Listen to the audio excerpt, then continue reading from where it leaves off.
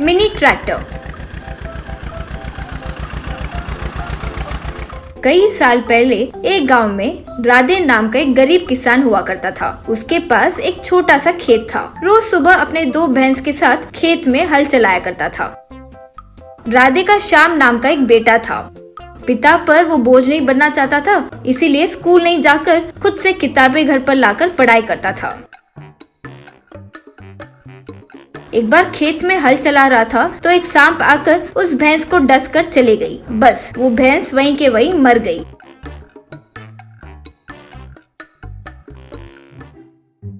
अरे रे, ये क्या हुआ? मेरे पास जो 2 भैंस थे वो भी मर गए। सोचकर दुखी हुआ। उस दिन राधे अच्छे से सोचकर, अब खोए हुए भैंस को तो मैं वापस नहीं ला सकता। अब से मुझे ट्रैक्टर पर ही खेती करना होगा। सोचकर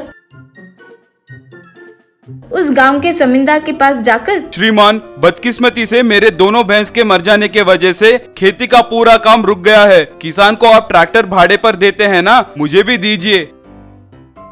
हाँ सच है, लेकिन समय पर तुम मुझे पैसे दे दोगे ये कैसे विश्वास करूं? क्या गारंटी है? श्रीमान, अगर मैं आपको पैसे समय पर नहीं लौटाया तो मेरे खेत में आधा हिस्सा आपको दे दूंगा। जमींदार तब ठीक है कहकर राधे को पैसे दिया। अगले दिन राधे ट्रैक्टर पर खेती करने की कोशिश किया। बहुत छोटे खेत होने के कारण उस खेत पर ट्रैक्टर से हल चलाना बहुत मुश्किल हो रहा था। कुछ दिनों बाद जमींदार राधे के पास आकर, क्यों भाई, समय पर पैसे दोगे कहा था ना, पैसे कहाँ है? श्रीमान, सच में आपका ट्रैक्टर हमारे कोई भी काम नहीं आया। खेत का काम वही का वही रुक गया। कुछ दिनों का टाइम दीजिए। ये कहानियाँ मुझे मत सुनाओ। चुपचाप मेरे ट्रैक्टर के पैसे मुझे दे दो, वरना कहे गारंटी के प्रकार तुम्हारे खेत का आधा हिस्सा मुझे दे दो। ये अन्याय है। आप जो कर रहे हैं वो बहुत गलत है। वो सबसे मेरा कुछ लेना देना नहीं है। चुपचाप मेरे पैसे मुझे दे दो, वरना अपने खेत का आधा हिस्सा मुझे दे दो। अब करने को कुछ नहीं था तो राधे, श्रीमान, मुझे 2 महीने का समय दीजिए। आपके पैसे मैं आपको दे दूंगा। जमींदार ठीक है कहकर चले गया। उस शाम घर के पास राधे बहुत परेशान था। बेटा श्याम पिता को यूं दुखी देखकर, क्या हुआ पिताजी? पिता ने जो हुआ वो सब बताया। पिताजी, मुझे आप हमेशा एक्सपेरिमेंट्स करने के लिए खूब पैसे दिए। आओ पिताजी, मेरे किए गए एक्सपेरिमेंट्स आपको दिखाता हूँ, कहकर अपना मिनी ट्रैक्टर दिखाया। पिताजी ये देखो, ये है मिनी ट्रैक्टर। ये बहुत छोटे से खेत में भी हल चला सकता है। तब वो ट्रैक्टर पर बैठकर एक पेट्रोल पंप गया। पेट्रोल पंप में सब लोग उस मिनी ट्रैक्टर को देखकर आश्चर्य में थे। शाम पेट्रोल भरवाकर खेत गया और वहां जमीन पर खेती करने लगा। पिता उस मिनी ट्रैक्टर से किए गए काम को देखकर बहुत खुश हुए।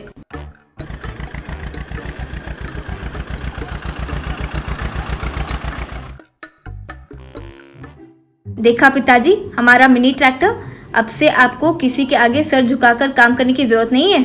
ये लीजिए, ये पैसे लेकर उस जमींदार को दे दीजिए। यूं कहकर पैसे दिया। किए गए बात के हिसाब से जमींदार को पैसे देकर उधार को भी चुका दिया। तब से श्याम राधे दोनों उस मिनी ट्रैक्टर में बैठकर खुशी से खेती करने लगे। डब्बा वाला बना करोड़पति। मुंबई में जुन्नू भाई नाम का एक स्मगलर रहता था। वो डायमंड स्मगलिंग करता था। एक दिन उसे पकड़ने के लिए सारे पुलिस मीटिंग लगाए। ऑफिसर, ये जुन्नू भाई हमारे एरिया में बहुत बड़ा स्मगलर है। वो डायमंड्स और कीमती पत्थर स्मगलिंग कर रहा है कहकर हमारे पास इंफॉर्मेशन है, मगर उसे पकड़ने के लिए हमारे पास कोई सबूत नहीं है। उसे हमें रंगीन हाथों पकड़ना होगा, इसलिए आप लोग उसके ऊपर निगरानी रखिए। 4 टीम्स में बंटकर उसकी निगरानी रखनी पड़ेगी। वो जब मिले तब उसे सराखों के पीछे डालना होगा। यस सर कहकर 4 टीम्स में बंटकर चले गए। उनमें से एक पुलिस चोरी छुपे थोड़ी दूर आकर जुन्नू भाई को फोन करके, जुन्नू भाई, तुम्हें किसी भी तरह पकड़ने के लिए हमारे पुलिस तैयार बैठे हैं। अगर उनके हाथ लग गए तो तुम्हारी खिचड़ी बना देंगे, इसलिए संभल के रहना। और हमारे हिस्से साहब तुम्हें मारकर तुम्हारे सारे स्मगलिंग के पैसों को हड़प लेने की सोच रहे हैं। तुम्हारे पुलिस वाले मुझे बहुत प्यार करते हैं रे। वैसे देश में इतने सारे क्रिमिनल्स है ना, फिर भी मेरे पीछे ही क्यों पड़े हो? ठीक है, कुछ भी कर लो, मगर मुझे पकड़ना तुम्हारी बस की बात नहीं है। मेरे स्मार्ट ब्रेन से बनाए प्लान से तुम मुझे नहीं पकड़ सकते, मगर इस बार मैं मेरा स्टाइल बदलूंगा, देखो। कहकर एक डब्बे वाले को फोन करके, जुन्नू भाई, हेलो डब्बा वाला, हमने एक खिचड़ी सेंटर ओपन किया है। हम यहाँ तरह तरह के खिचड़ियाँ बनाते हैं। इस शहर में हमारे खिचड़ी को खाने वाले बहुत लोग हैं। तुम हर दिन आकर यहाँ से डब्बे ले जाकर उन्हें डिलीवरी करना होगा। तुम्हारे पैसे मैं तुम्हें फूलों में रख कर दूंगा। ठीक है भाई, ठीक है, मुझे कहाँ आना है? जुन्नू भाई एड्रेस बताया। डब्बा वाला जुन्नू भाई के बताई जगह पर आया। जुन्नू भाई हर दिन एक खिचड़ी डब्बे का पार्सल बनाकर उसमें डायमंड्स छुपाकर किसे पहुंचाना है उनका एड्रेस देता था। उसे लेकर वो डब्बा वाला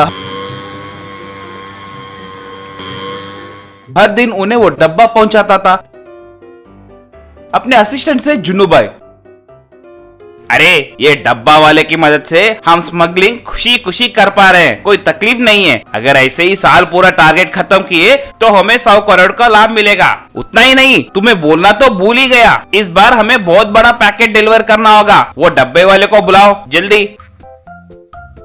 असिस्टेंट डब्बे वाले को फोन करके, अरे ओ डब्बा वाला, कहाँ हो? जल्दी जुन्नू भाई खिचड़ी सेंटर के पास आ जाओ। आज बहुत बड़ा ऑर्डर है, छोटे छोटे डब्बे नहीं, आज बहुत बड़ा डब्बे से कैरेज को डिलीवर करना होगा। अगर ऐसे तुम अच्छे से डिलीवर करोगे तो तुम्हारी जिंदगी बदल जाएगी। ठीक है भाई, अभी आ रहा हूँ, कहकर जुन्नू के पास आया। जुन्नू भाई एक बड़े से कैरेज को उसके हाथ में देकर, रे इसे तुम लखन सेठ के घर में देना होगा, उनके घर में एक बड़ा पार्टी है। जाओ जाओ जल्दी जाओ, अच्छे से डिलीवरी करना। वो कैरेज को लेकर डब्बा वाला अपने बाइक पर चलने लगा। वो बाइक पर जा रहा था कि रास्ते में उसे एक गरीब दिखा। बहुत भूख लगी है श्रीमान, खाने के लिए कुछ दो ना, नहीं तो मर जाऊंगा, खाकर 1 हफ्ता हो रहा है। डब्बा वाले की आंख भर आई। अरे ये तो बहुत भूखा है, इसे तो कुछ न कुछ खिलाना पड़ेगा। ये कैरेज में से एक डब्बा निकालकर इसे खिलाऊंगा सोचकर वो गरीब को खिलाने खिचड़ी के डब्बे को निकाला, मगर उस डब्बे में उसे डायमंड्स दिखे। उसे देखकर डब्बा वाला, अरे ये क्या, ये डब्बे में डायमंड्स हैं? हर दिन ये जुन्नू भाई मुझसे डायमंड स्मगलिंग करवा रहा है क्या?